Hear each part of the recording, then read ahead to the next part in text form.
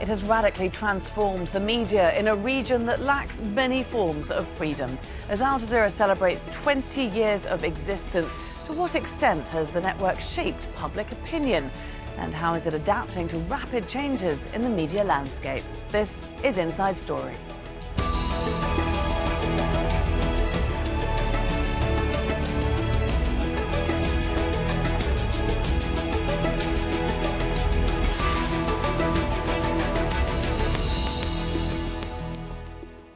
Hello there and welcome to the programme. I'm Laura Kyle. 20 years ago, Al Jazeera began broadcasting and in doing so transformed media in the Arab world. The network has been credited with broadcasting diverse opinions and is often called the voice of the voiceless. In 2 decades, Al Jazeera has become one of the largest news organisations in the world. But is it still seen as an impartial voice in the Middle East? We'll ask this of our guests in just a moment, but first, here's Hashim Al-Habara taking a look back at 20 years of Al Jazeera. This is the moment Al Jazeera went on air 20 years ago.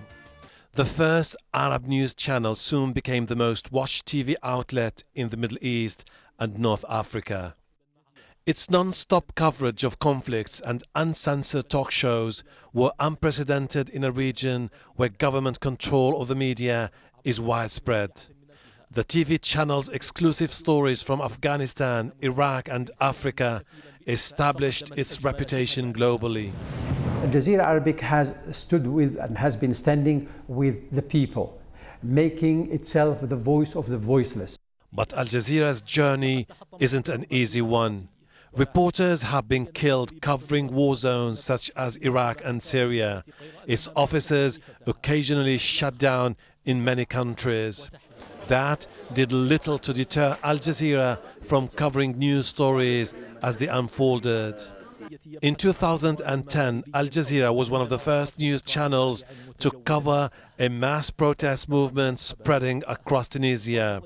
It all started when a street vendor set himself on fire, an act that would later spark a revolution in the Arab world. The Arab Spring has become the highlight of Al Jazeera's growing influence. But the news channel's critical reports on the uprisings in Tunisia, Libya, Egypt, Yemen and Syria angered many governments. Al Jazeera journalists were jailed in Egypt. Many other reporters left their countries after receiving death threats. In a way, there have been negatives. There was a kind of backlash against them as well, that they were seen as partisan. And of course, many of the reactionary regimes that have come back after the Arab Spring have made sure that they have got even more control over their own media. As Al Jazeera celebrates its 20th anniversary, the Arab world of 2016 bears little resemblance to the one that existed when Al Jazeera launched. منذ عقدين من الزمان قررنا في دولة قطر. 2 decades ago, we launched an Arab media platform that has enabled the people of the region to see themselves and the world through their own eyes. Al Jazeera has now expanded into a network. Its many TV channels have viewers all over the world. When Al Jazeera launched, it changed the face of broadcast journalism. The channel has angered many governments and won the respect of many people, mainly across the Arab world, where it's widely regarded as the voice of the voiceless. Hashim Al-Habara, Al Jazeera, Doha.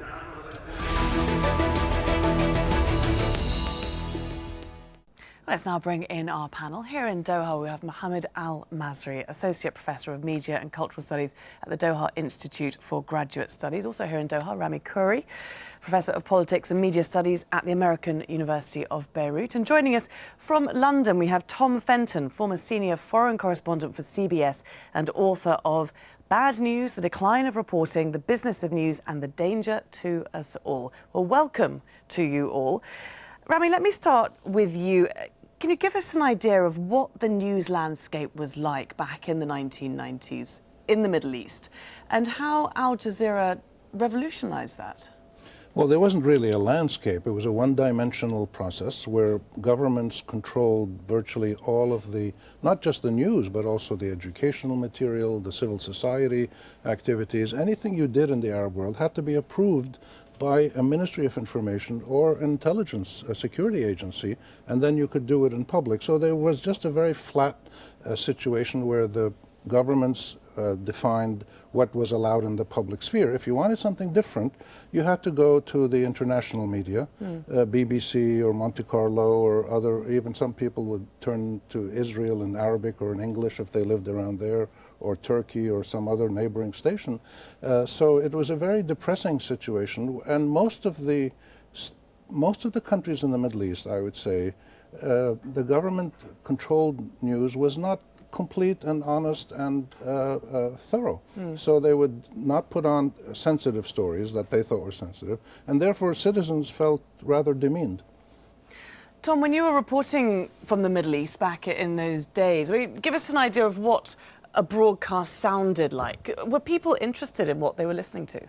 Well, I'll tell you what it sounded like, both in, I would say, both in the Arab world and also in large parts of Europe, among democratic governments. You would start with what the president did today and then what the prime minister did today. And it was totally boring. And not only was it totally boring and very, not very informative, it was also extremely misleading. And I'll never forget, for example, being in Cairo during the 1967 war.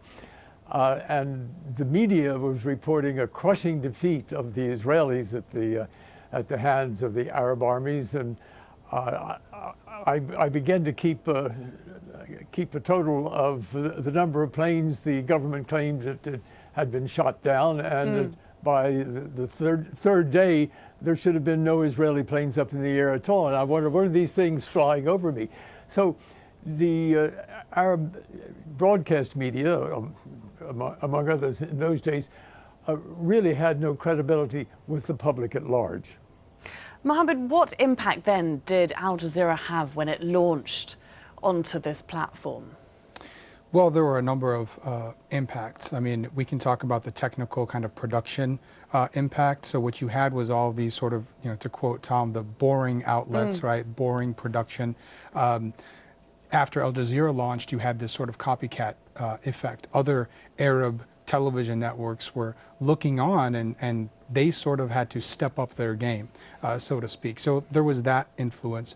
There was also the more obvious influence on politics, right? You had heads of state, as was mentioned in the lead to the program, heads of state now quite concerned about many of the things that Al Jazeera was broadcasting. So that had a sort of effect at the level of policy. And then you had the impact on public opinion, right? All of these new discussions being generated by things that were broadcast on Al Jazeera. So I think there were many levels of impact. But Rami, interesting that even though Al Jazeera did have a huge impact, we still haven't seen any change in the system of governance in any of these countries in this region. That's right. We haven't seen any significant change. We've seen some liberalization in some media organs in some countries, but the counter-revolutionary forces or the conservative forces, both Arab and foreign, reacted to the Arab uprising 6 years ago and put the clamps on. So there was no evolution that really took place. Very superficial changes happened. Every Arab country created a satellite station, and they had new sets, and they gave the look of change, but there wasn't any really substantive change. But I think the most critical thing that happened with Jazeera is that ordinary Arabs could see themselves on TV. They saw their views presented on TV.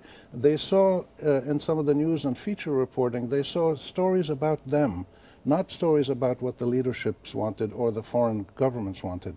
So this was a significant change, and I think it was really the first time that ordinary citizens felt like citizens, at least watching Jazeera. So people became more engaged with the media?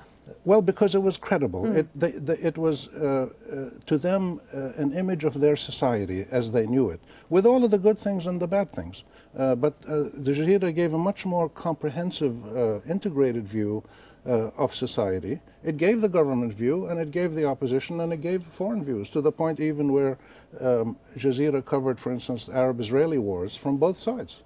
And much better than the Western media did, I would say, certainly in places like Gaza and, or Lebanon, things like that. So it was a sea change in how the media reported Arab societies, and Arab citizens felt it.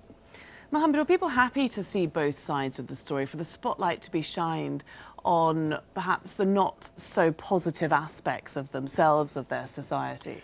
Well, as you can imagine, there were differences of opinion. There were people who were quite happy, satisfied to see these new opinions being broadcast on the news, people that had more democratic inclinations, but there were also people who were deeply frustrated by some of the things that were being broadcast about their particular countries or contexts or groups or parties or what have you. So there was certainly a fair amount of controversy, and there have continued to be controversies over the years, including on some of Al Jazeera's sort of editorial decisions, which maybe we can talk about as the program progresses.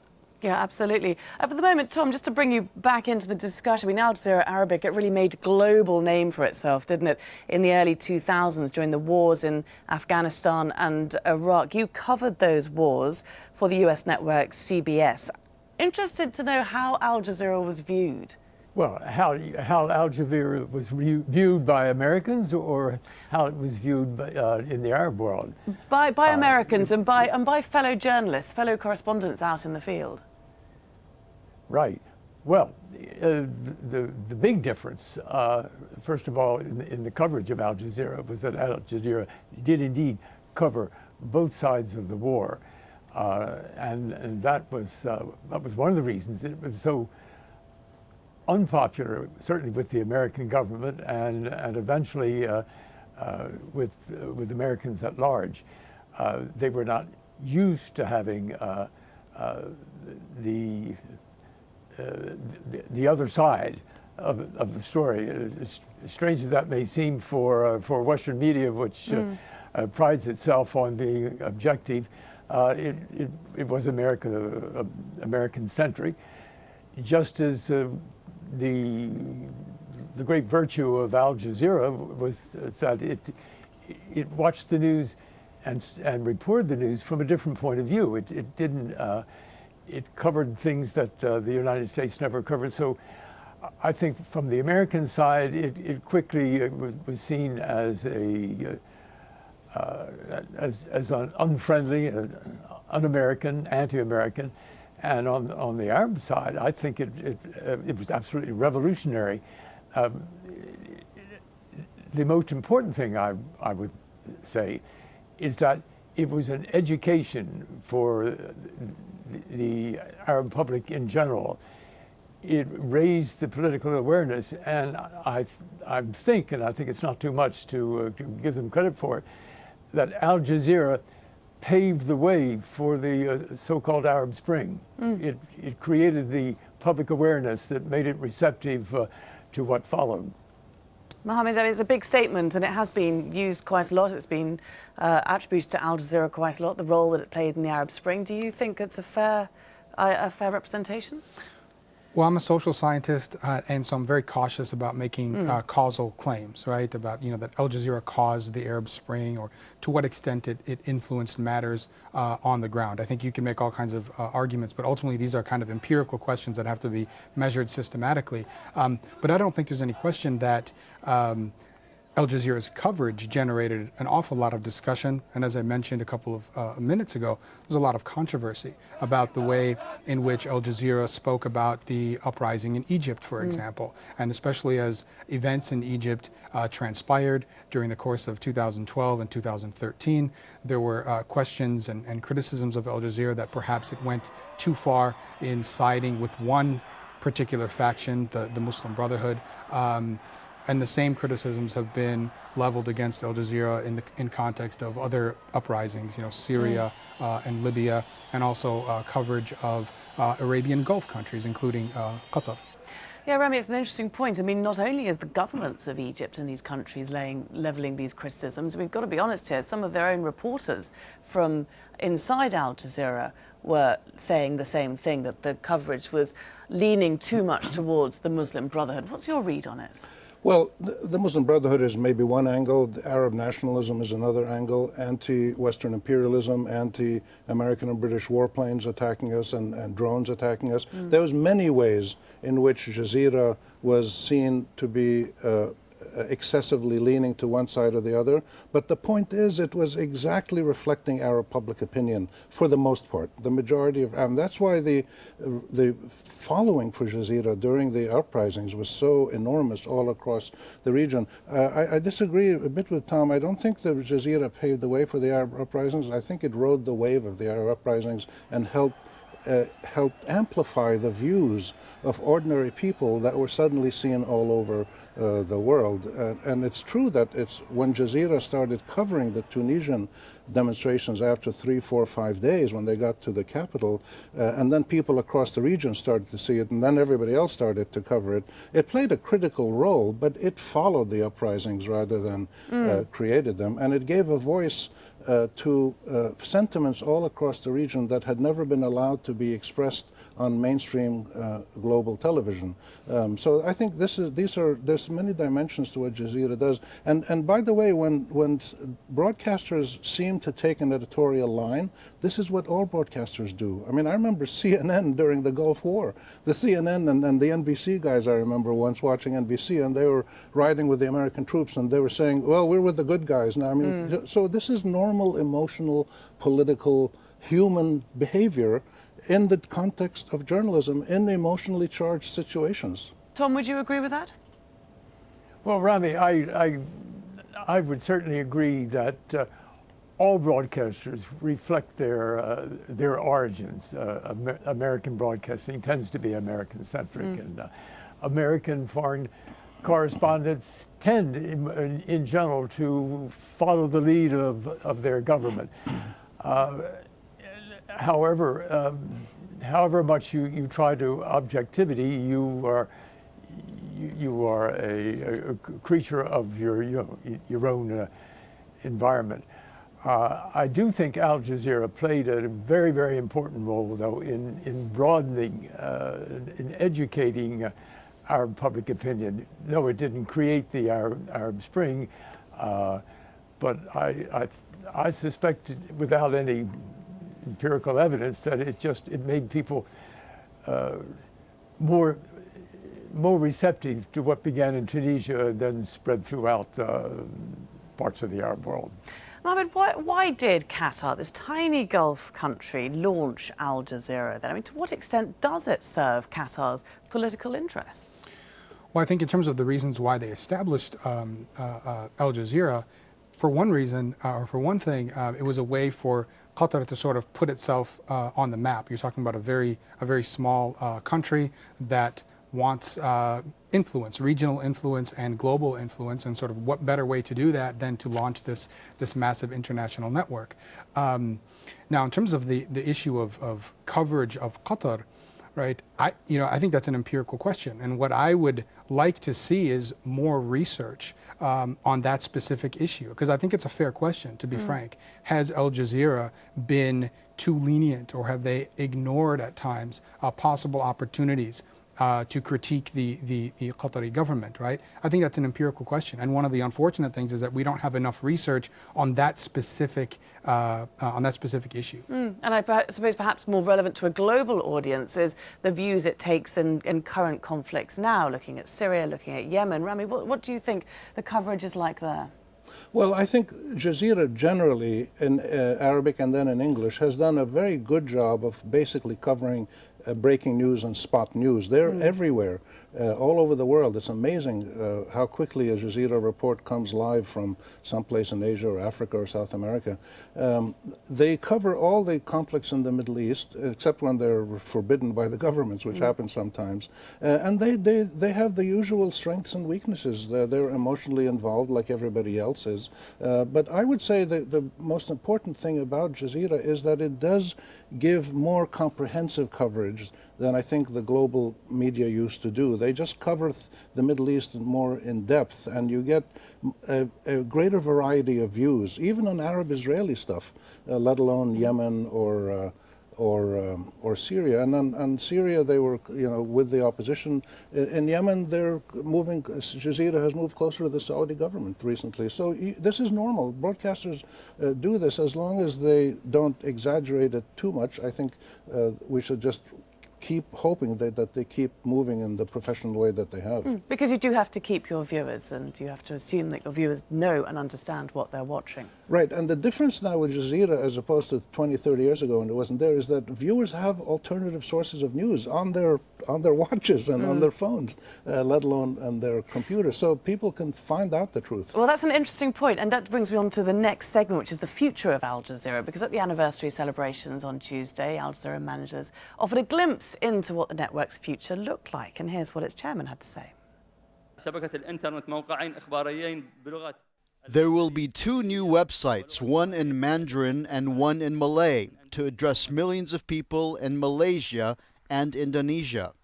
In the field of digital media, we have launched AJ Plus in English and Arabic, and in the future there will be AJ Plus in French. We are now preparing to launch Salim, which will be a cradle for the new generation of Arab young activists to, for the first time ever, produce content over Al Jazeera's digital platforms. Also, Athir will be a new radio platform to discuss all topics of interest for the youth. Tom, you heard it there. We know it already. The future is digital. What does it mean for traditional broadcasters like us? It means that you're going to be way out in front. The American broadcasting has gone, I think, broadcast news has gone downhill and rather sharply. Even since I wrote my book in 2005 about the dumbing down of American news. The problem with the American model and basically much of the Western model of news broadcasting is the fact that it doesn't pay, or doesn't pay as much as it used to. Al Jazeera has this amazing opportunity to spend relatively large amounts of money to do the only way you can really do proper international news gathering, being there. It's a small country with very deep pockets, and for some of the reasons that have been discussed, it has decided to spend this huge amount of money. Now, the future will be somewhat different in that the internet allows for easier and less expensive dissemination of news, but you've still got to get out there and cover it. And for largely financial reasons, the United States, for example, is simply not doing it. Okay. International news has almost disappeared from the American evening news. In this future landscape, then, how does Al Jazeera have to evolve to remain relevant? Well, I think it's going to have to, keep up with the changing times. That means more of what it's been doing in terms of being on the ground, being timeliness, being first. But I think it's going to have to pay attention to its critics. I think it's going to have to take a close look at some of the constraints that exert themselves on Al Jazeera, just as they exert themselves on any news organization. Constraints of ownership, the bottom line, right? Issues of professionalism and sensationalism, editorial stances. They're going to have to pay attention to some of the criticism, some of the analyses and research to sort of try to improve on what has been a good product overall. Rami, does the future look bright for Al Jazeera? Well, I think so. If they keep changing with the times. I spent a couple of hours last week with the digital folks upstairs in Jazeera, and it was just incredibly impressive what they're doing and the innovations. But it's important to remember the first big advance that Jazeera made in Arabic was really, it was about digital decolonization. They were the first institution in the Arab world that truly decolonized. In other words, it separated from the colonial influences of Western institutions, government, news, etc., and provided an alternative that could actually match the biggest Western news organizations. Okay. They need to keep moving in that direction. Positive note to end on. Thanks very much for joining us, all of you in the studio and from London today, Rami, Mohammed and Tom. And thank you too very much for watching. You can see the programme again anytime by visiting our website, that's aljazeera.com. And for further discussion, do go to our Facebook page, that's facebook.com/AJ Inside Story. And we are moving with the future. You can also join the conversation on Twitter. Our handle is @AJ Inside Story. From me, Laura Kyle, and the whole team here, bye for now.